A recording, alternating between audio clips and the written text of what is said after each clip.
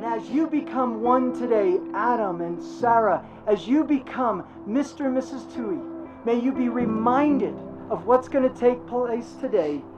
First of all, be teachable. And any married couple would tell you this: be a student of each other.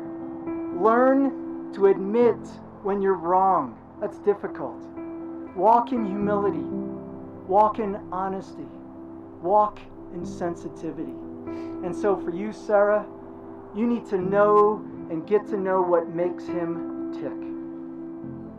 But you know what, Adam? You need to get to know what ticks her off. Maybe you know that already.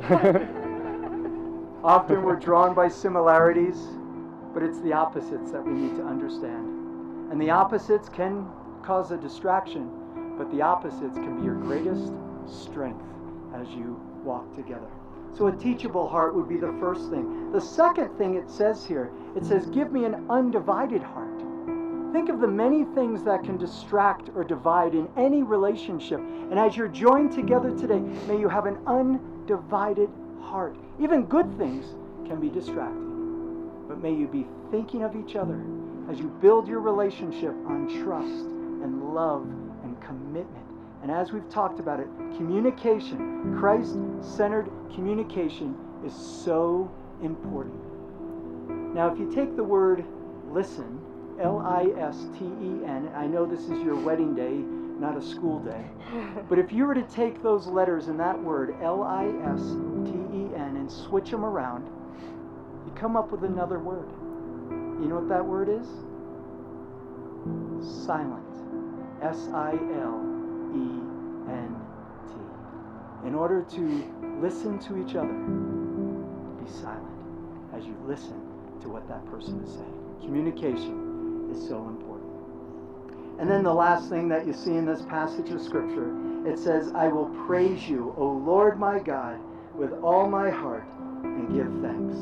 And that third thing is, may you have a grateful heart that God has brought you together and that you can say together, your people are my people, your God is my God, and we walk together as one. Through the joys and the challenges of life, may God be the center of your relationship. There are a couple of things that I want to leave you with. Always put God first in your life, if you would. Because when you do, everything else always tends to work out. And then there's 4 words that I think are very important in maintaining a relationship. And that's love, respect, forgiveness, and perseverance. Love requires communication and listening. We heard that today, and trust. The communication is 2-way, audio. There's none of this reading the mind kind of thing. So you can't expect one to read the other one's mind, but then you also, the active part of communication is listening. And Adam, you may have to put the sports page down just for a few minutes and kind of heed advice, because trust me, brother, when I tell you, if you get the pop quiz later, and the question is going to go something like, are you listening to me? And then you're going to say, well, of course I am, dear. And she says, okay, what did I say? And you need to have something there. So that's yeah, you want good outcomes. Respect is to honor, to love one another, and I know that you're both going to do that. Forgiveness. In order to receive forgiveness, you have to be willing to forgive, and that's kind of the tough one.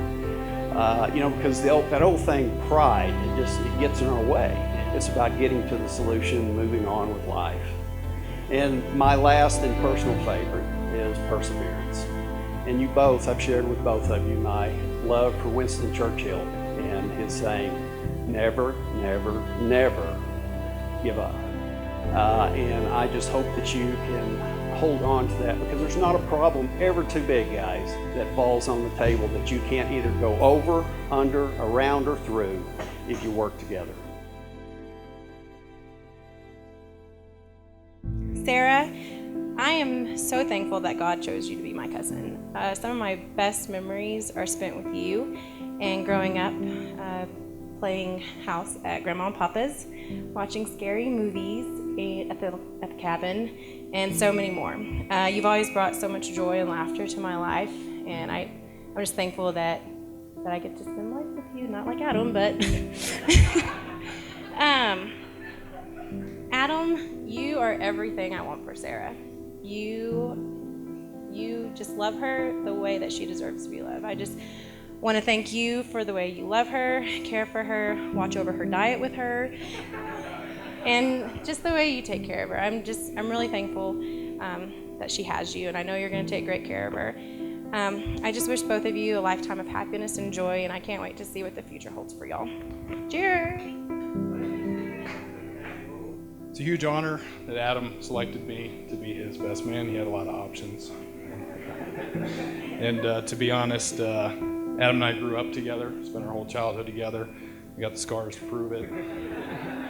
The treaty's still fragile, but the peace is holding for now. And since I knew Adam my whole life, my earliest memory of him, of course, was the most memorable.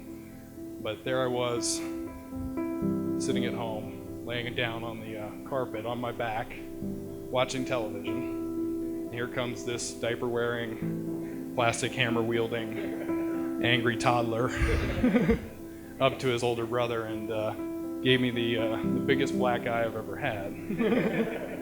And that's how I met my younger brother. You know, I've only recently gotten to know Sarah and her family, but it's been a great week. And just like her dad said earlier, you know, we've really come together very easily. And I just wanted to thank your family, and especially the parents, for raising such a beautiful, intelligent, and elegant woman. And really looking forward to our families continuing in the future to come. So, here.